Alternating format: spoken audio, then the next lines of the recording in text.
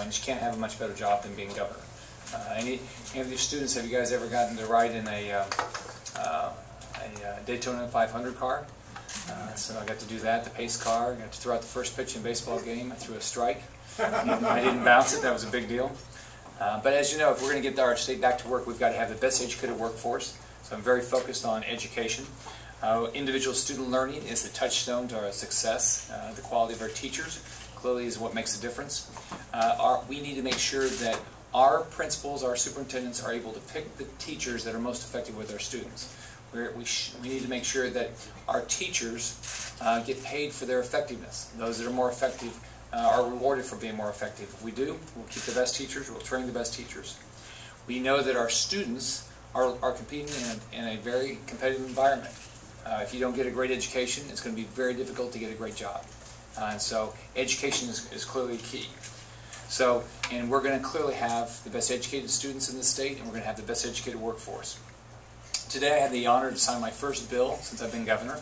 It's called the Student Success Act, and it allows our principals and superintendents to pick the best teachers and keep them, and allows them to make sure they reward the teachers that are most effective. So I want to thank the Florida legislature for passing this. It's a significant issue. It happened early in session. Typically a lot of bills don't happen until the last week of session. There's clearly a commitment.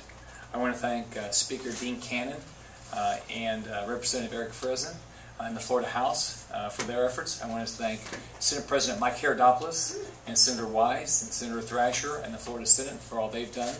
I also want to thank Michelle Rhee, who was Chancellor of the Washington, D.C. school system, who was a big supporter of this all the way through, has started a group called Students First, and then a local person, John Kirtley, who's been a big supporter. Now the next thing we've got to do is we've got to focus on making sure we expand choice. Parents need to have as much choice as possible. As we know, in business, more competition allows for you as a parent to teach, you as an individual to pick the best whatever, donut, clothes, whatever you're talking about. We need to do the exact same thing in school.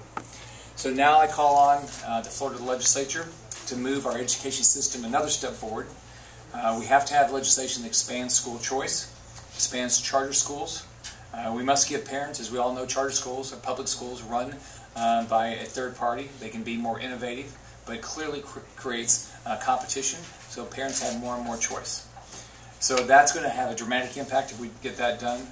As we know, every child's unique. Every child has the opportunity to learn.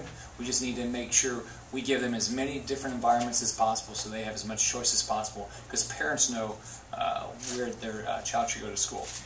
So I want to thank everybody again for the opportunity to be here, and I'm really impressed with your school. And I got to talk to a lot of the students last time, and it was really impressive.